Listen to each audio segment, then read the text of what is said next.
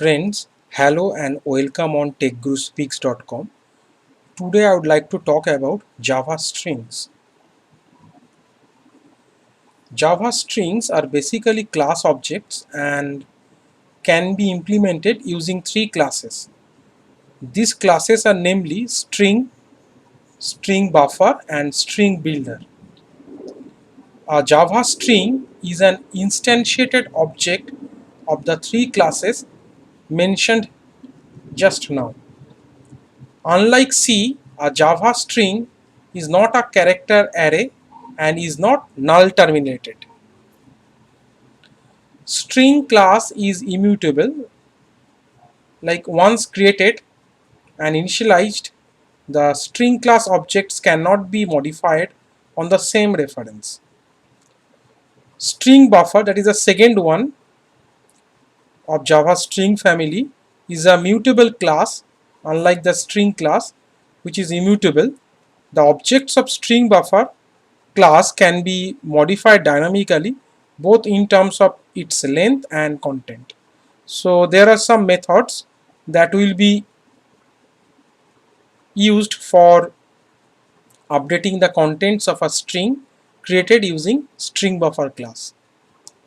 String builder is basically the third class of the Java string family, and it is quite similar to the string buffer class. They are having a common set of methods. The methods are identical, but rather to say all of them are same, but is slightly faster than the latter as it is not synchronized. So that will be useful for non-threaded environment. So that is the overview of Java strings.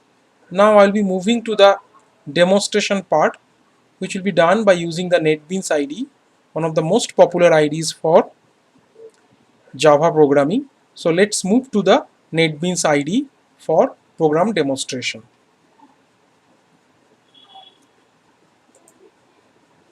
So now I have written here 4 programs. The first 2 programs for demonstrating the string class, and the last 2 programs are for demonstrating string buffer class. So for example, I have tried to create some string class objects here. Say for example, the first 2 string objects are having the string as my name is string, sorry, my name is Tech Guru basically. So it is the name of the string that is being pointed by string str1 and string str2. So it is basically called string literal because we are not using the new operator here. Similarly, for the third one, I have tried to use the concatenation operator, that is a plus, for concatenating 2 strings. So for str1, str2 and str3, the content is same. Now for str4, it is showing my name is plus the variable that is indicating the string variable name, which is having the content Tech Guru. So it is a mixing of string literal and a particular string variable together. And the last one is basically an example of string object being created by using the new operator. So basically all the 5 strings are having the same content. So if we are having say 2 sample string objects, we can compare their content by using the equals method. Say for example, I have tried to check whether 2 strings are having the same content or not. Suppose I would like to know whether string str1 and string str2 are having the same content or not. So that can be known by using the equals method. So just trying to run the program, right click, then run file. So it is showing that by using the equals method that str1 and str2 having the same content. So similarly for the rest of the strings, it is showing the same content. Like so str1 is having the same content as that of str2, str3, str4 and str5, that I have already told, because the content is same for all the 5 strings starting from str1 to str5.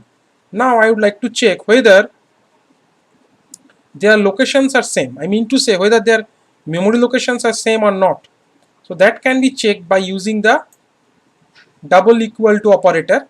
So if they are same, it will result in true, otherwise it will result in false. As you can see, the code statements like str1 and str2 basically having the same content, so that is why the result is true, because they are denoting the same memory location in JVM. Similarly, for the third string, that is str3, if I am comparing this with str1, this is also true because they are denoting the same reference. But for str4 and str5, this is not the case, because str4 has been developed by using a string, that is my name is, then a space, and then another string variable. Okay, so that is why their memory location will not be same and the result is false. For the last one, for str5, it is basically a string object created using the new operator. So basically it is an object, different object, which is different from that of str1. So that is why the memory location will also be different in JVM. So it is showing false. So in that way we can check whether the sample given sample strings are having equal content or whether they are pointing toward the same memory location. That can be checked. For content checking, we are using equals method. For checking whether they are having the same memory location, we use double equal to operator. So that will be giving you the idea. If the result is true, that will denote the same memory location, otherwise it will give you false for different memory location. Now I would like to give you one more example.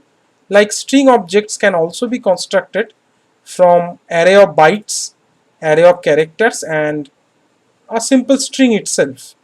Say for example, I am having a byte array. It is having say 5 values, 0 to 468. Then I am having a character array A, B, C, D. Then comes another string that is basically created using the new operator. So now I have tried to create 3 strings from the given byte array, character array, and an individual string. So by using the new operator, I have tried to create the respective string objects.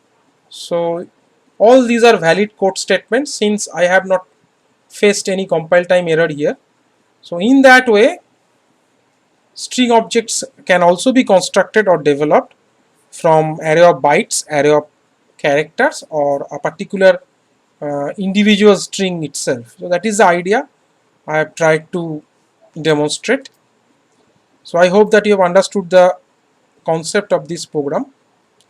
Now I will be moving to another program. So it's a long program. So I will be trying to demonstrate here the different methods of the string class. So first I am having a string, rather to say a string literal, because a string literal is created by using the double quotation. That means without using the new operator you can still create a string object. So that is basically called string literal. That means the string is enclosed within a pair of double quotes. That is the idea. Now the length is calculated by using the length function. It is already a predefined function in the string class. Now suppose I have stored the value of its length in a variable, int type variable named n. Now I would like to copy the contents of this string denoted by str1 to a particular character array denoted by str2. So that will be done a little bit later. But before doing the copy operation, I would like to give you some more string examples. Like str3, it is showing som, str4 ron, str5 again shom, but s and m in upper cases, str6 is shom. So in total we are having 5 strings and 1 character array. So the character array is denoted by str2. Now we would like to know the length of the string, so that can be done by using the length function. So just trying to run the program here.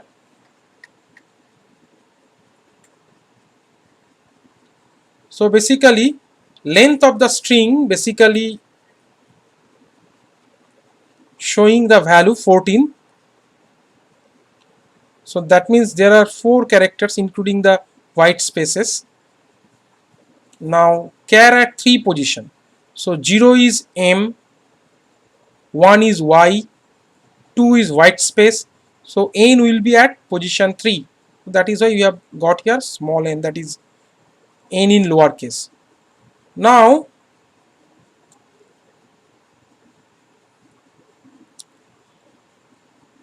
we are going to copy the contents of the string literal str1 to the character array denoted by str2 by using the method named getChars, which is a predefined method of the string class. So for str1 we will be starting from its 0 index.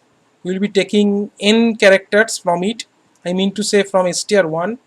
It will be getting copied into the str2 character array, and it will be done from the 0th index. So in that way the getChars function will be used. So it will be now stored in the string str2 that you can see here. You can also check the say documentation for it, like if I am writing here str1 dot getChars, so it will be showing you the necessary information like source begin, source end. Okay, so that will be denoted by the number of characters obviously. So one less than that value, then character array destination and the destination begin, that means the character array and its beginning position from which we will be starting the copy operation. So that is the idea. So in that way we are actually using the getChars method.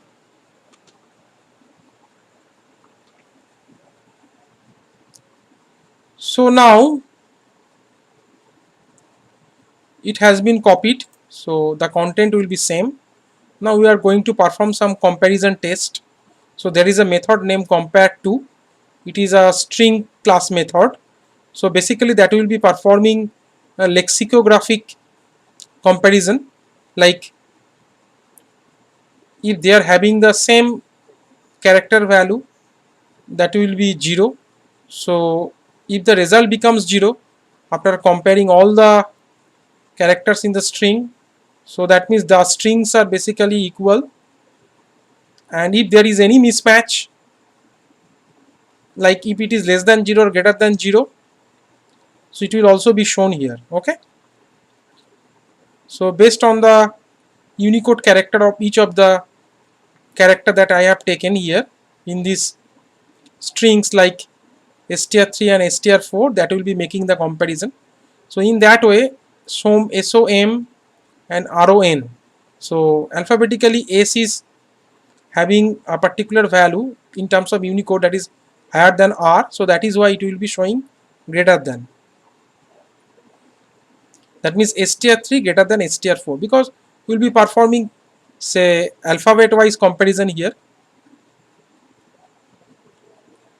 The concept is quite similar to that of ASCII, but here we are using 16-bit Unicode character that is based on Unicode. So now we will be checking equals test. So there is another method apart from equal that is basically used for checking the content of the string, like equals ignore case. So it will not consider the case of the letter, whether it is an uppercase or lowercase, it doesn't matter.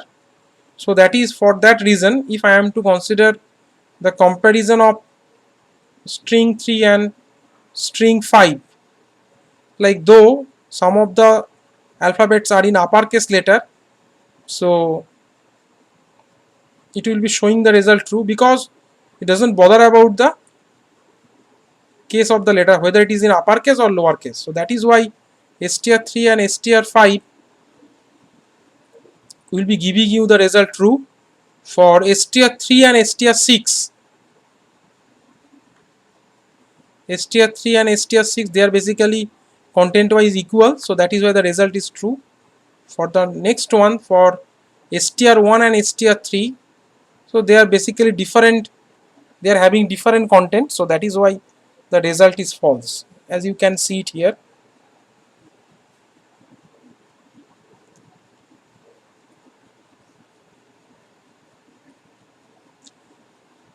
Now we are going to show you the strings are immutable.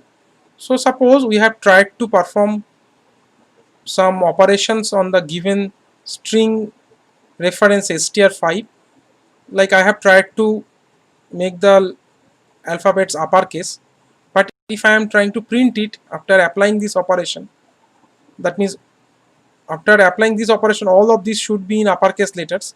Just have a look at it, SOM. So the first and the last letter are in uppercase but not the middle one, so that is why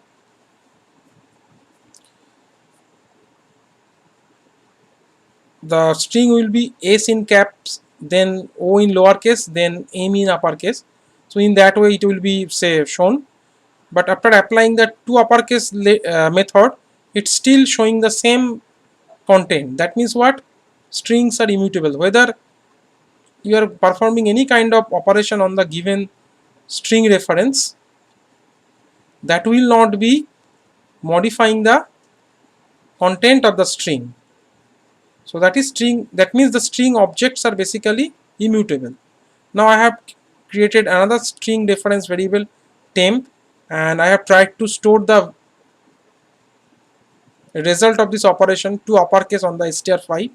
Now it will be basically applying the operation and the result is stored in the reference variable temp, so that is why we are getting the up to date result here. Now we are going to say, for example, we are going to apply some operation like str1.2 lowercase,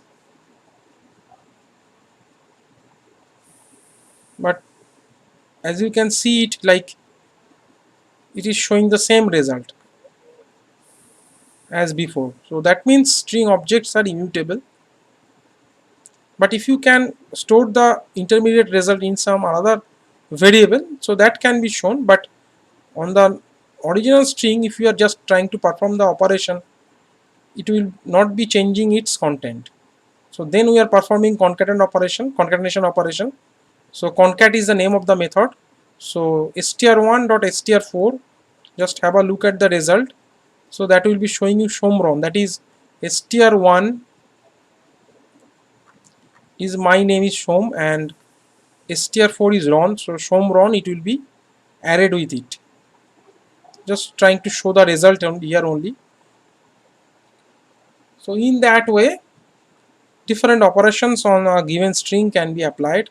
Now we are going to show you some examples related to, say, for example, search and replace. So I am having a string named str7 temp. It is having white spaces at the beginning and at the end. So now I am going to trim the white spaces at the beginning and at the end by using the trim function. So if I am trying to print the str7, so that will be showing the result. Now for some search and replace examples, now all the white spaces at the beginning and at the end are now gone. So now it is showing the string. Now for some search and replace examples, now we are going to replace the letter S with capital T. So and then the result of this particular operation will be stored in the variable new str. So now for some term, that means S is getting replaced by T, search and replace examples. So for each of the occurrence of the letter small s, remember it, small s, it will be replaced by capital T. So that is why, so T, that is for small s, and for last s it will be replaced by capital T. So that is the idea of using replace function. Next we are going to perform the index of operation. Say for example,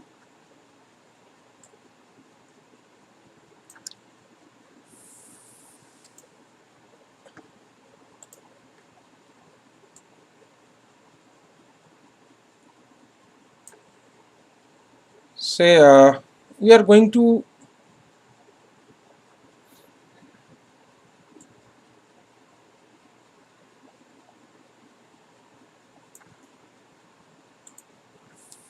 use the index of operation or function with respect to the string str7. It is basically the string str7. So index of p, so basically index of p, that is the first occurrence of the letter p in this particular string. So if you just traverse the characters of the string, you can see it, the small p appears here, which is basically the location number 26. So that has been shown over here. Now we are going to denote the index of 4. So earlier I have used the position of an alphabet or a simple character here. Then I would like to look for a like a sample word, and what is the location of this particular sample word in the given, say, multi-word string. So it will be 4, like for this particular word is found in the multi-word string in the location number 4. So that is the first occurrence of the word for. Then comes the index of p after position number 30. So now we are having some overloaded version of index of functions. O in capital, remember it. So after 30 position, so it will be showing you the value 36, like this one, this particular p. Then comes for after position 30, but there is no for after position 30, so that is why the result is -1. That means it is not found. Then comes the use of the method named last index of. So you are going to find the last index of p in the given string str7. So it is basically found at position number 36.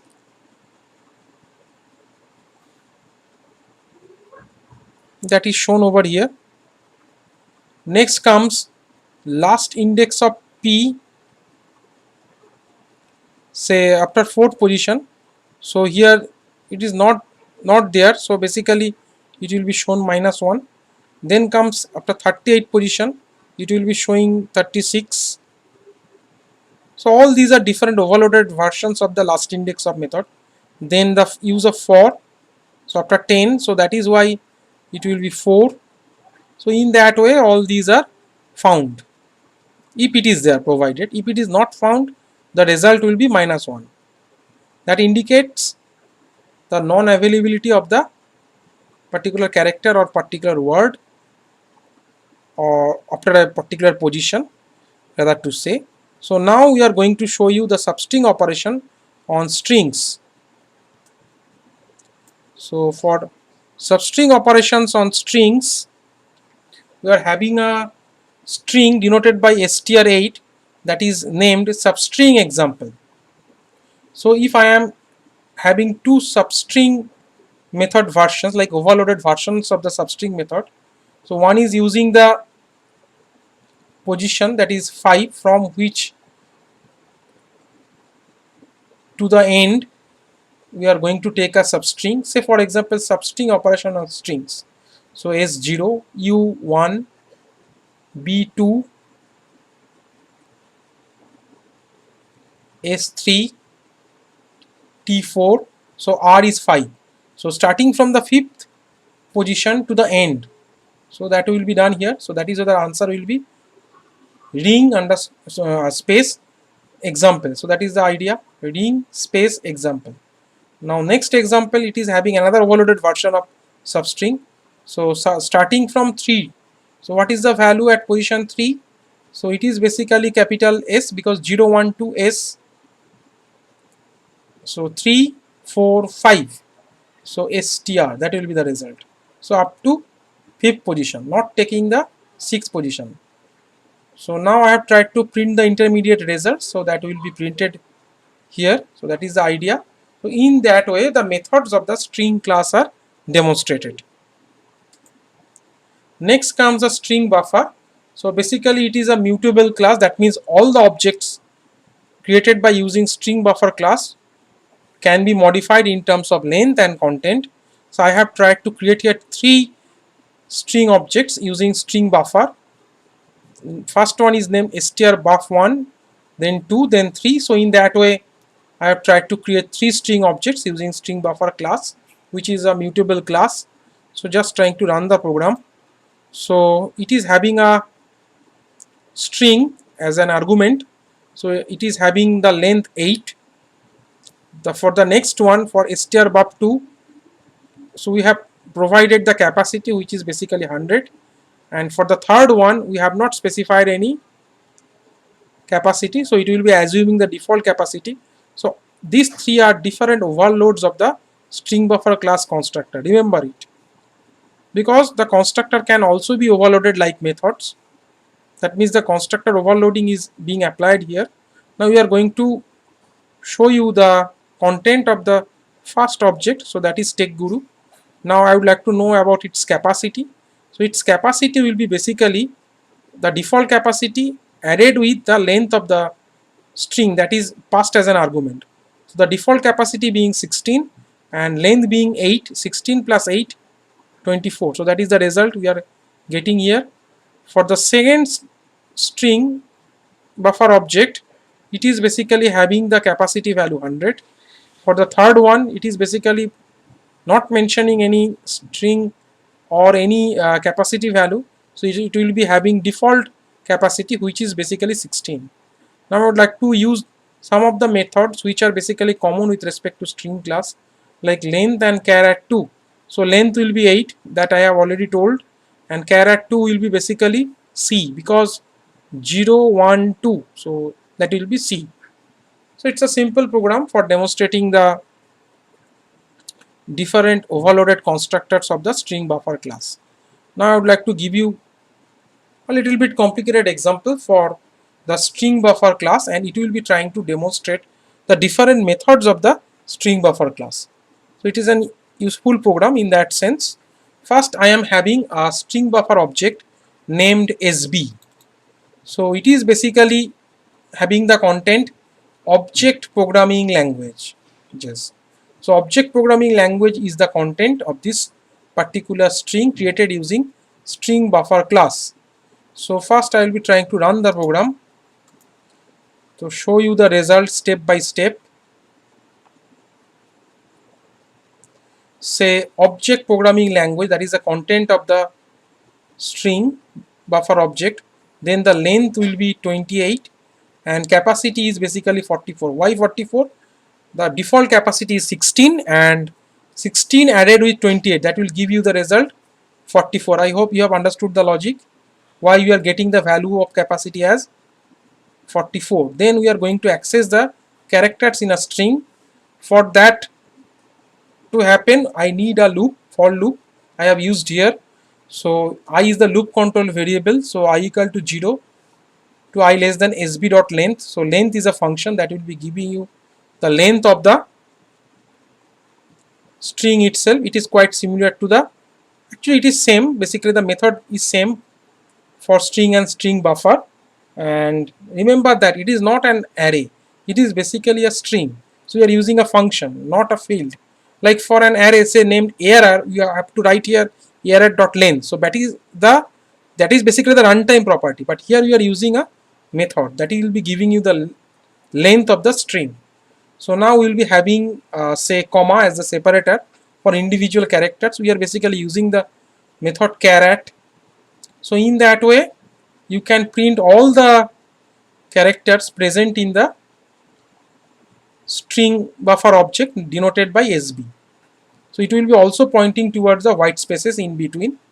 Now I am going to use several methods which are quite similar to that of string, like length function, like index of, say, space programming. So what is the object programming languages? So I would like to know what is the index of this particular position. So I have that position now. Now I will be adding a particular word here, that is oriented, space followed by oriented here. Like now the output will be object oriented programming languages, that I have done here. So it will be now object oriented programming languages. As you can see here, I would like to show you the result in terms of larger font. So now the updated string will be object oriented programming languages after applying this insert function on it. It is basically a string buffer method, remember it, because using string class we cannot apply any kind of modification on the existing string object, but using string buffer that is made possible. Now we are going to say use a set caret function, which is basically adding a hyphen at position number 6. Now object oriented programming language will become object hyphen oriented programming languages. So that is shown over here. So string now. Now we are going to append a string, like by using the append function. Again, it's a method of the string buffer class. So are very popular. Like initial content was object oriented programming languages. Now the resulting string will be after being appended. Object oriented programming languages are very popular. Now we are going to perform some deletion and insertion operation. So first I have stored the content of SB to another string buffer reference, that is SB1. Now I will be deleting the char at position number 6, and I will be inserting a white space at position number 6. Now I would like to print the result. So it will be giving you the value. So the text here is new string. Object oriented programming languages are very popular. Now I would like to delete the characters in a substring of this sequence. Suppose sb.delete. So delete is another function that can be applied here. So starting from 1 to 6 they will be get deleted. So that means for this particular string, object, like object oriented programming languages, so from 1 to 6, so 1 2 3 4 5 6, that will be get deleted, so including this white space. So now it will become OO, that means O oriented programming languages are very popular. Clear? So in that way I will be performing delete operation again, then 2 to 10, like from starting from 2 to 9 it will be considered. So it will now become OO programming. So then I will be applying 3 to 13 with respect to delete function. So it will be deleting the characters after the letter P.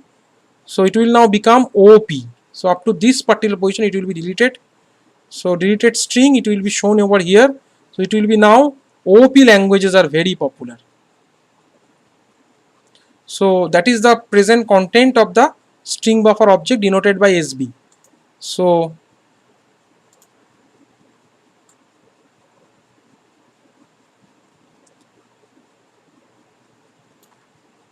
now I will be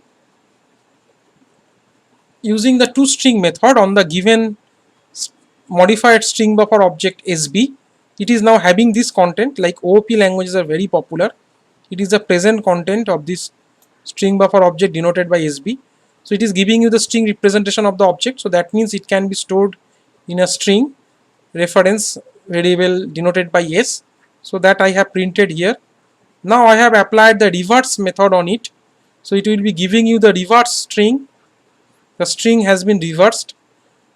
The string reference, like string buffer reference SB, is basically denoting here the reverse string. Now I have set the length as 0. So the method name is set length 0. So if I am trying to print it, it will be showing nothing here since the length is 0. So that is the output of the program, and it has been explained here. So I hope that you have understood the use of different functions or methods of the string buffer class, and by using them you can be able to perform different kinds of manipulation operation on string, be it insert, be it delete, set caret, append. So several functions can be applied on a given string buffer object. So that is the advantage of string buffer object over the string, because string buffer objects are mutable. So I hope that you have understood the concept of string and string buffer, and I am mentioning it once more that string builder is having the same set of method that the string buffer has. So if you just go through this particular program, you will be able to write program by using string builder class also. So it will be used in non-threaded environment, and it will be quite faster in comparison with string buffer. So I hope that you have thoroughly watched this video, and if you like this video, then please don't forget to subscribe to my YouTube channel. So here comes the URL of my YouTube channel, and please visit my website techguruspeaks.com. You will get lot of useful information here, and this is my official email ID. Have a nice day. Thank you very much.